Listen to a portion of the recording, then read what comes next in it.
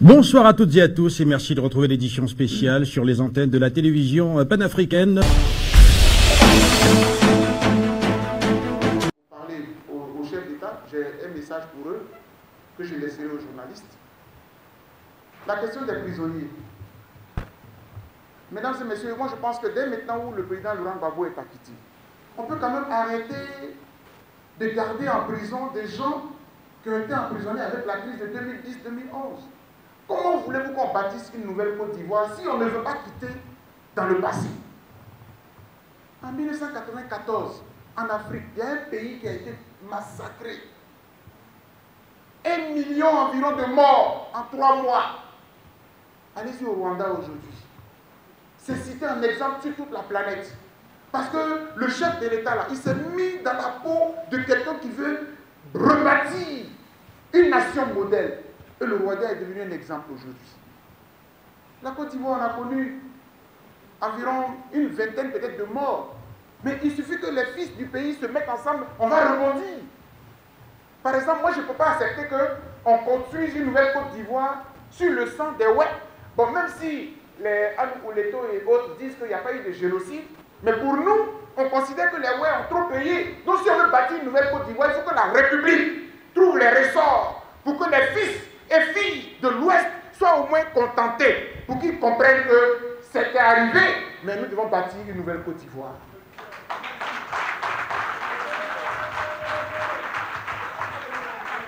Mais quand je cite l'Ouest, c'est un peu comme si je citais Anokwakouté, c'est comme si je citais Tabou. C'est-à-dire qu'à un moment donné, la République doit s'asseoir et puis dire, bon, écoutez, on va contacter. Mais pourquoi c'est important de le faire? Parce qu'entre-temps, n'oubliez pas, quand on a connu la rébellion, pour que les mutineries cessent, le chef de l'État a dû puiser dans l'argent de la République pour contenter les rebelles. Ils étaient 8400. Ils ont été dédommagés, contentés pour qu'ils se calment et que la République puisse aller de l'avant. Moi, je pense que la République peut s'asseoir et peut trouver un mécanisme pour que tous ceux qui ont vraiment souffert, visiblement, sans discussion, puissent au moins être soulagés. J'y tiens. Et ça, vraiment, quand j'aurai l'occasion de rencontrer les chefs de l'État ou les différents présidents, je le leur dirai. Il faut qu'on fasse quelque chose pour ceux qui ont payé le plus lourd tribut, parce qu'on est en train de tourner une nouvelle page. On a tourné la page ancienne pour une nouvelle Côte d'Ivoire. Il faut le faire pour que toute la nation soit apaisée. Il ne faut pas qu'il y ait encore des rancœurs d'un côté, et puis nous on va jubiler, on va danser de l'autre côté. Ça ne fait pas nation, ça fait exclusion.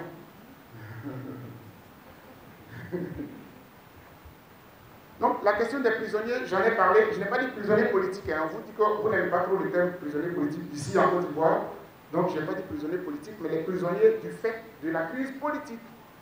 Donc, des prisonniers quoi.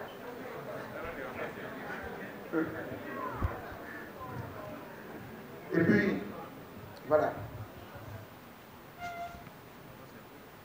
Excellences, Messieurs les présidents de la République. Donc, voilà. C'est là que j'ai commencé à leur parler. Merci. Et là, je prends mon air très sérieux et solennel parce que je veux parler à 3 chefs d'État.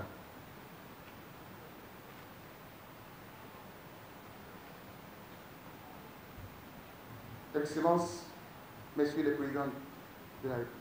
Messieurs les présidents, voilà, excellent, messieurs les présidents. Je reviens d'exil avec un constat. Depuis ces 30 dernières années, c'est pour vous et à cause de vous. Parce qu'ils vous aiment trop. Parce qu'ils vous aiment plus que la République elle-même.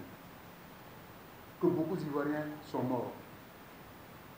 Je répète, c'est par amour pour vous, vous trois, que beaucoup d'Ivoiriens sont morts. Et au moment où nous faisons cette conférence, il y en a qui sont prêts encore à mourir pour vous, parce qu'ils vous aiment trop. Parce que vous avez quelque chose d'exceptionnel. Vous êtes des leaders charismatiques. Parfois, nous, on est jaloux, on aimerait être à votre place. Aujourd'hui, le président Laurent Gbagbo a été acquitté. Mais Dieu a permis que vous trois, vous vous retrouviez sur le sol ivoirien. Tous les trois. D'ailleurs, demain, le président Laurent Gbagbo va rendre visite au président Henri Konan Bédié. Tous les trois, vous êtes dans le même pays, actuellement, dans la même période. Je voudrais dire, Excellence, Monsieur le Président de la République, que même si le président Laurent Gbagbo a été acquitté, de par vos statuts et fonctions, personne parmi vous ne peut dire qu'il n'a aucune responsabilité parmi tous les morts, ou tous les morts qui sont partis. Chacun de vous, à un niveau ou à un autre, a une part de responsabilité. Et je dis bien part de responsabilité, ce qui n'a rien à voir avec le droit. Ce n'est pas une culpabilité, mais c'est une responsabilité. Mais nous-mêmes qui sommes des simples citoyens, nous-mêmes qui sommes des professeurs d'université, qui sommes des intellectuels, qui sommes des journalistes, qui sommes des étudiants, on a aussi notre part de responsabilité, mais à un moindre niveau comparé à vous, qui êtes les grands bénéficiaires de tout ce qui se passe dans le pays. Car depuis 30 ans, à la vérité, c'est vos luttes pour le pouvoir qui font que nous, on est prêts à mourir pour vous. Les pro-Ouattara sont prêts à mourir pour lui. Les pro-Bédié sont prêts à mourir pour lui. Les pro-Gbagbo sont prêts à mourir pour lui. Et 2025 arrive. Alors je vais vous dire une chose. C'est une doléance que je vous fais. Très respectueusement, mais très solennellement. Rencontrez-vous, s'il vous plaît. Parlez-vous. Parlez-vous. Et puis, trouvez un minimum d'accord. Un minimum d'accord. C'est-à-dire qu'en tant que des grands leaders, il y a un minimum que vous pouvez obtenir entre vous trois. Et je vous assure, quand vous sortez de ce conclave-là, vous parlez, et toute la Côte d'Ivoire va jubiler sur une semaine, sur 2 semaines, on va danser. Parce que vous seriez parler. Je le dis parce que, et je vais couper court, moi je suis revenu d'exil. Mais j'ai pris un engagement, précisément 3. Le premier engagement que j'ai pris, c'est que plus jamais je ne me tairai, plus jamais je ne regarderai un seul Ivoirien ou un seul étranger mourir dans ce pays à cause de la politique, à cause des hommes politiques. Jamais.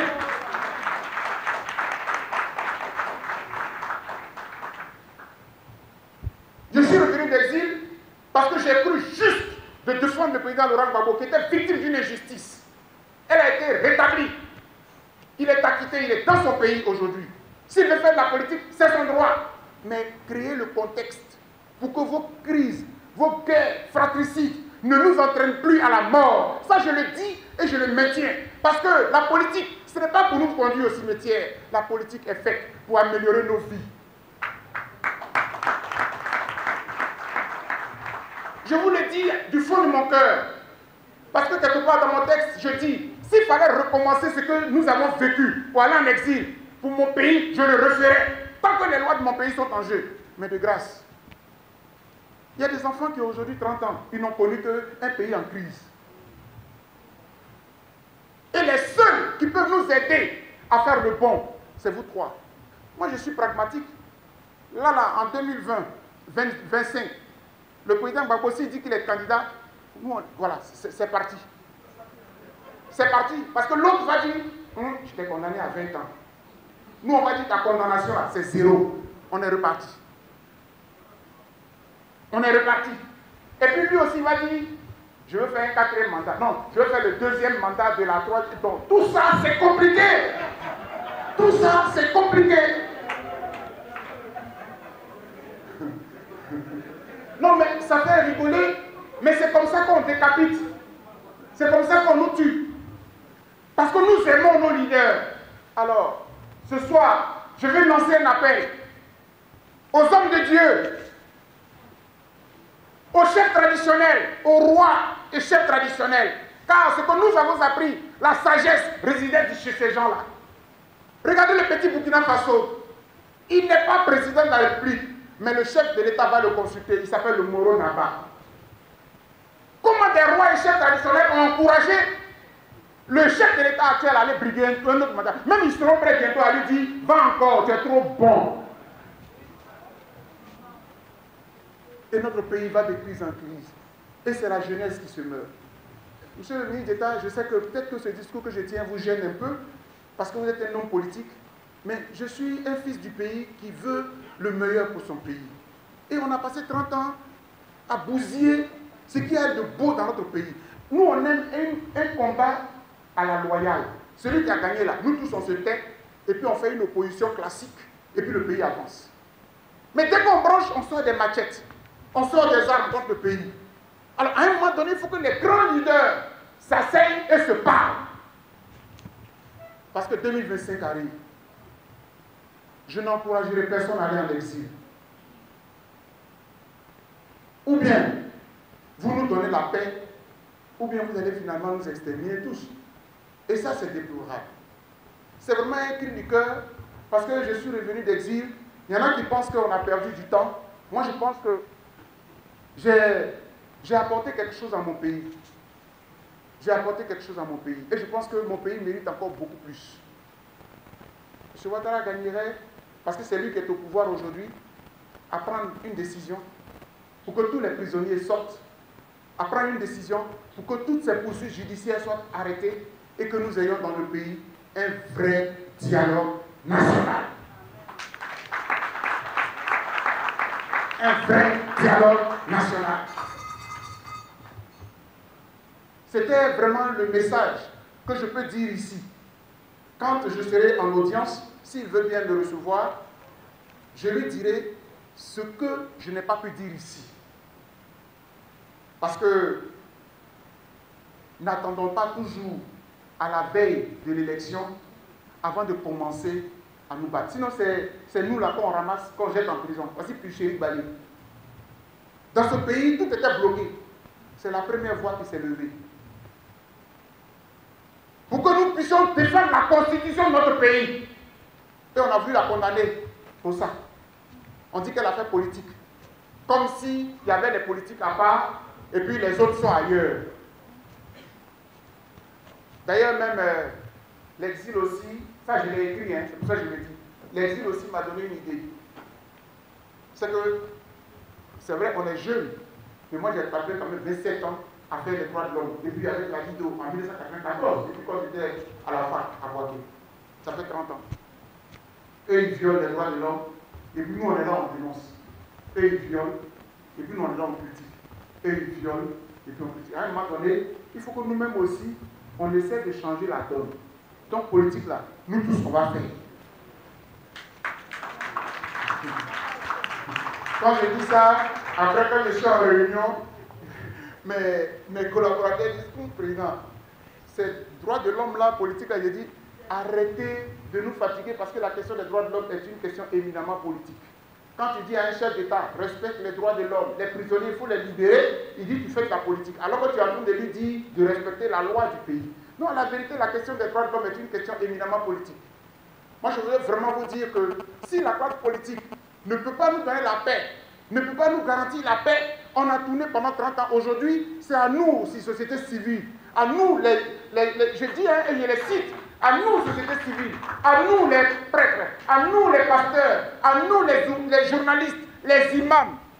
Ne regardons pas ce que le chef de l'État va nous donner, mais regardez la Côte d'Ivoire de demain, qu'est-ce qu'elle sera? Bâtissons la paix ensemble. Ne mettez pas la vie dans les seules mains du chef de l'État. Parce que le chef de l'État peut se tromper. C'est un humain. Et s'il a de mauvais conseillers, il nous emmène dans le gouffre. Et ce sont nos enfants qui crèvent. C'est ce message que je vais vous transmettre aujourd'hui. Moi, je suis venu pour jouer, mon rôle dans la réconciliation. Vous allez voir. Et je ne vais pas tricher. Parce qu'on a passé 10 ans, on ne voudrait plus jamais que cela se répète dans ce pays. Nous allons faire mains et pieds. Et si le dialogue national, l'État ne veut pas l'organiser, nous allons chercher les moyens pour organiser le dialogue national en Côte d'Ivoire ici. Et ça se fait en Europe. Ça se fait en Europe. Si la société civile est dynamique, elle est déterminée, elle peut créer les conditions et puis inviter les chefs d'État. D'ailleurs, même quand le chef de l'État organise, ce n'est pas toujours transparent. Parce que c'est lui qui organise.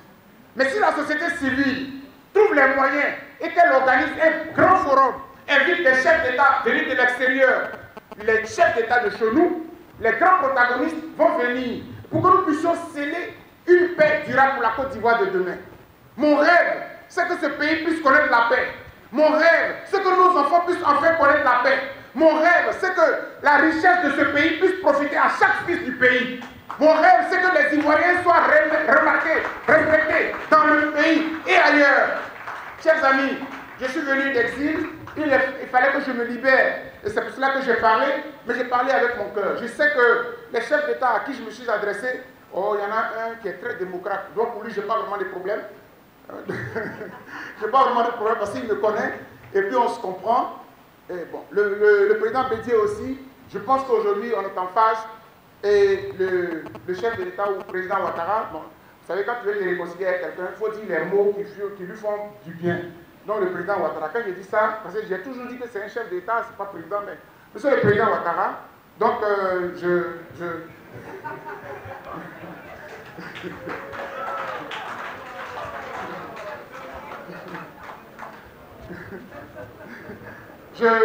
je suis revenu d'exil, je voudrais, mes collaborateurs l'ont fait, ils ont dit merci.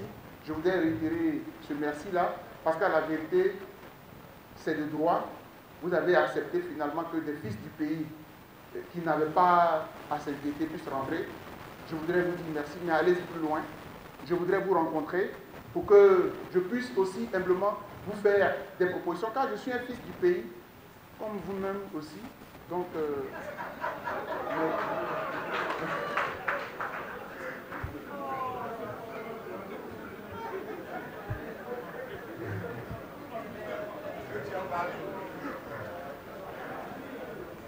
ce sont sur ces belles paroles que je veux invoquer Dieu. Ne l'oublions jamais, la révérende Mireille Kipré, qui est ma directrice de communication, a remercié le Seigneur en commençant cette rencontre. Et puis, toutes les interventions qui sont succédées m'ont salué. Parce que, chers amis, et je m'en vais terminer par là, je vous dis profondément que je suis fier du travail qu'on a abattu dans la diaspora. Et je veux dire merci à toute la diaspora. Les gens ont acquitté le président Laurent Gbagbo et le ministre Abdou. Mais ce n'est pas eux seulement qu'ils ont acquitté. Monsieur le ministre d'État, si, prenons l'hypothèse, le président Gbagbo est condamné à 20 ans, à 30 ans, moi je ne serai pas ici. Je ne pourrai jamais rentrer. Et dans le pays, on allait nous huer. Parce qu'à la vérité, on a donné raison à tous ceux qui ont considéré qu'il était criminel. Donc quand on la quitte, d'un point de vue moral, on est réhabilité. C'est pour cela que je suis très fier. Aujourd'hui, regardez, je suis rentré dans mon pays, dans l'allégresse, dans la dignité, dans la joie, pour avoir mené un combat juste. On n'a pas trompé, on n'a pas trahi. On a mené un combat juste pour la République. Quand un enfant du pays, il ne doit pas compter lui-même ce qu'il gagne. Mais il faut plutôt qu'il regarde ce qu'il fait pour la nation. Et ce combat, nous l'avons mené. Et je suis très fier. Je veux dire merci à la diaspora. Merci à la diaspora de nous avoir tenus, de nous avoir soutenus. Parce que quand on partait en exil, il n'y avait plus FPI. On avait tout démantelé. Tous les leaders étaient en prison. Les leaders passés. Tout le monde était en fuite. C'est la diaspora qui s'est levée. Et les manifestations ont donné de l'espoir. Et finalement, la fibre a contaminé l'intérieur du pays. Et les militants du FPI même ont commencé à reprendre confiance. J'ai passé 10 ans parmi eux. Je suis bien placé pour le dire. Je voudrais terminer par faire, en attendant de rencontrer le président Ouattara, je voudrais lui dire que si on a acquitté le président Laurent Gbagbo et qu'aujourd'hui, le 17 juin, le président Laurent Gbagbo est entré en Côte d'Ivoire, ce n'est pas M. Blé Goudé qui doit rester dehors. Ce n'est pas juste. Les deux ont été jugés dans le même sac pour les mêmes faits. Ils ont été acquittés ensemble. Le président Laurent Gbagbo a reçu ses passeports et il est rentré dans le pays, dans le rang qui est le sien. Je plaide. Je plaide que le ministre Charles Blé Goudé, lui aussi, obtienne son passeport et qu'il revienne dans le pays. Je plaide. Parce que nous tous, on doit se retrouver dans le pays. Parce que de toute façon, qu'on le veuille ou pas, il y a une génération qui s'en bat Et il y a une autre génération qui doit se préparer. Que Dieu bénisse la Côte d'Ivoire. Que Dieu nous bénisse. Je voudrais vous remercier. Merci de votre présence. Je suis de retour. Merci.